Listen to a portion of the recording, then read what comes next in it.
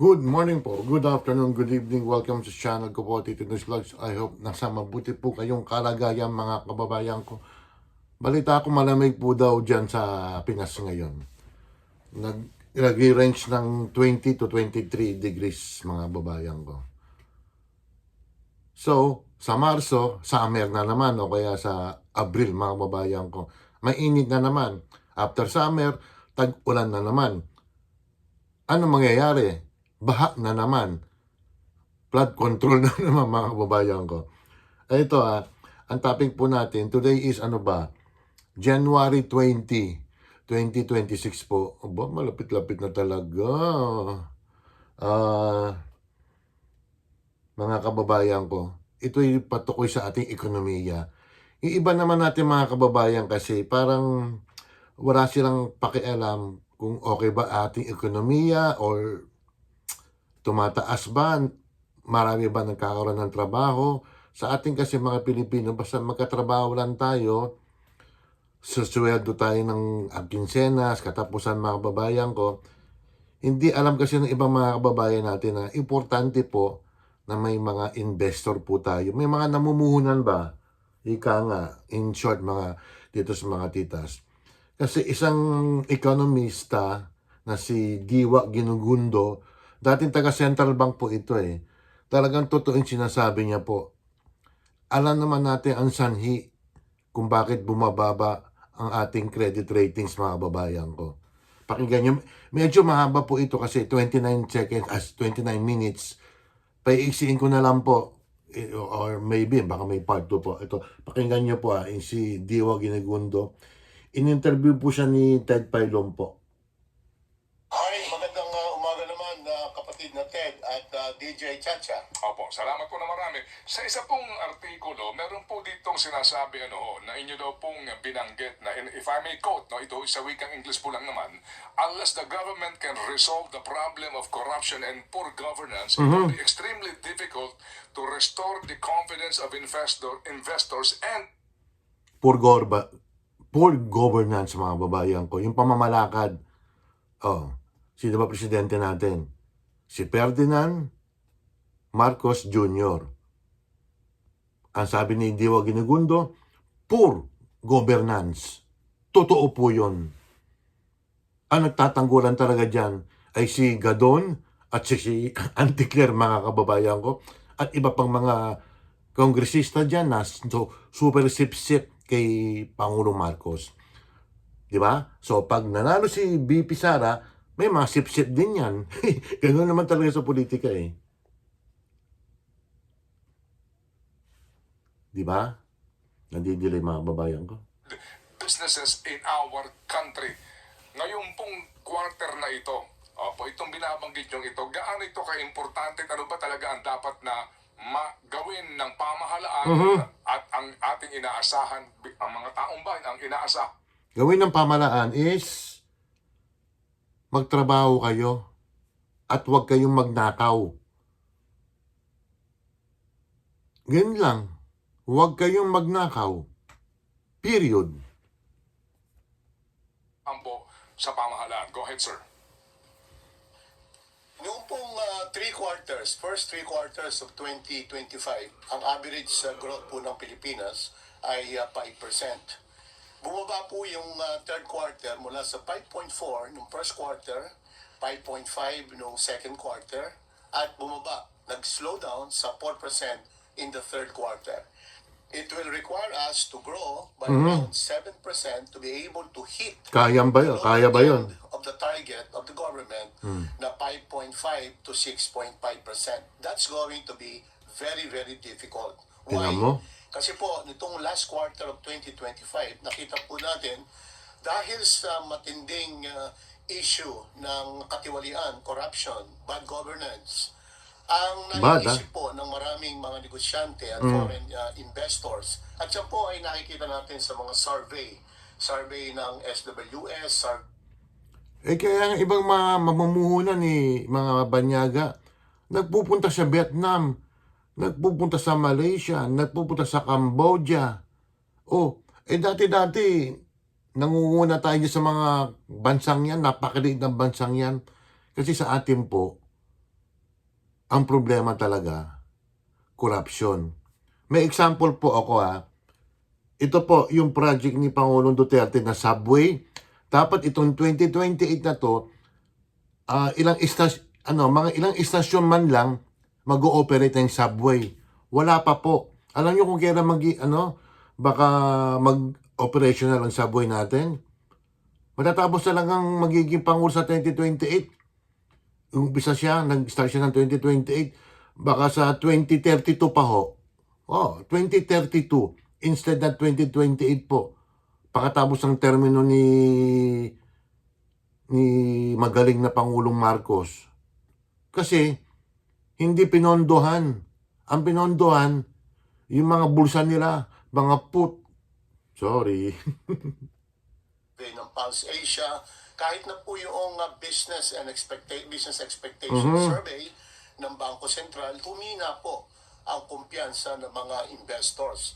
Kung hindi po papasok ang mga investors sa Pilipinas, Ayan, sige. hindi po madadagdagan ang Paano papasok nga?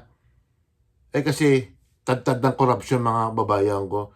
Tingnan niyo po yung 3 taon, yung 2023, 2024, 2025, 3 bilyon mahigit po. 3 trilyon po ang nawala po. Saan napunta po yun mga kababayan ko?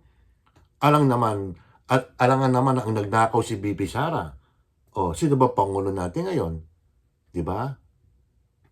Yung iba pinagtatanggol pa na, hindi, malakas ang ekonomiya. Sabi ni Gadon number 2 tayo sa overall sa Asia na malakas ang ekonomiya.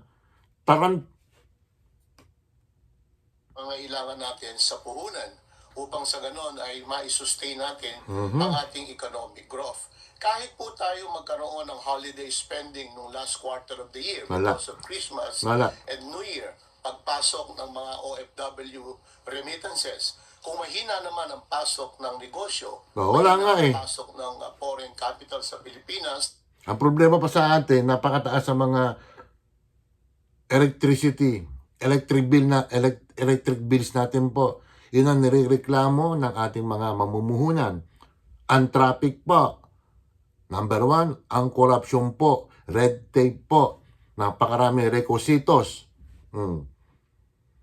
Di ba? Dati binago na yan ni Pangulong Duterte noon one-stop shop na lang Bakit? Parang hirap tayo atang ngayon. Mag-apply ng magtayo ng negosyo rito. Red tape niya Marami pang pagdadaanan.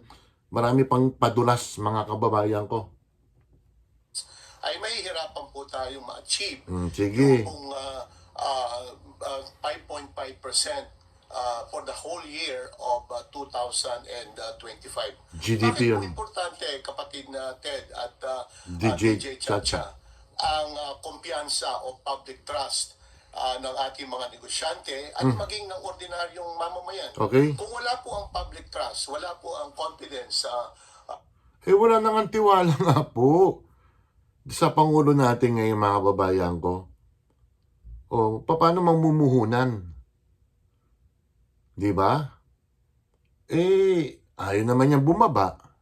Tatapusin na lang yung termino. Kahiyaan na nga mga kababayan ko. Medyo mahaba na po siya mga kababayan ko. May bibigyan ko isang example sa inyo Yung Secretary ng Tourism, si Secretary Frasco ba yun? Instead ang ipakita yung mga lugar natin sa Pilipinas, yung mga Boracay, Siargao, yung Banawe, Palawan, Cebu, etc. Mga tourist spots. Hindi pinakita po yun. Walang larawan po doon, walang photo. Alam nyo kung anong pinakita? Yung sarili niyang mukha, yung secretary natin ng Department of Tourism. Mukha niya mukha. Hindi yung mukha ng bayan natin. Hindi yung mukha ng Pilipinas. Ano ba klaseng secretary yan? Ano yung beauty contest? Miss Universe?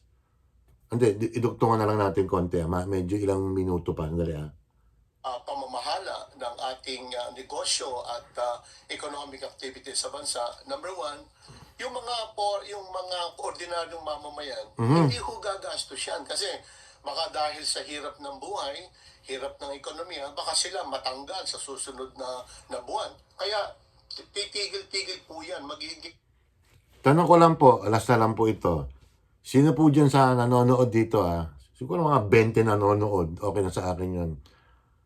Di ba, kumakain tayo sa isang araw, 3. Minsan may merienda. Minsan ba nag-i-skip kayo ng meal? Ang kumakain na lang kayo ng almusal at saka tanghalian. Gabi hindi na. Or almusal at hapunan na lang. Di ba? May mga ganun Nagtitipid na nga po kasi dahil sa hirap ng buhay ngayon Kukunti pa ang trabaho mga kababayan ko. Ninanakawan pa tayo mga kababayan ko. Yun na lang po. Kaya sana magmilagro naman din ang admin natin sa pamumuno ni Ferdinand Marcos Jr.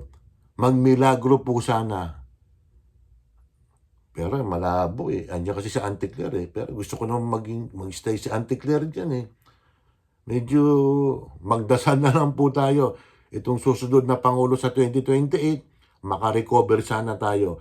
Pero tinataya ko mga kababayan ko, kawawa ang magiging Pangulo sa tambak ng utang. 17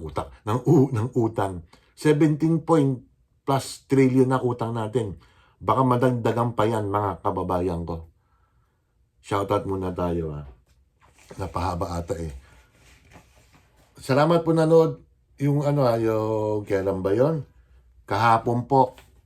Yung nanood kahapon ng vlog ko about dun sa ano ba yung ko sa impeachment ni BP Sara. Medyo Boma Labs ata Tingnan natin Shout out Ate Ruby Vlog, Cherry P Vlog, Ma'am Shipe, Evelyn Official ng Macau, Tugang, Michi, Tigerfield, Sinjin Vlog Official, Oxystat, Elisa Deu, Shirley Mendrano, Kapangok Vlog, Pretty Jane, Barona Vlog, Prop Bonds, si Daisy Bonds, Mirna, Sandamukal na apelido, Alcantara, Smiley Face Channel, Itchel Vlog, Pasaway Vlog, Chubby TV, Mamalin, Amlena Vlog, Bet Pilapil, Dong Rebs, Dong, Eldong, barato naman.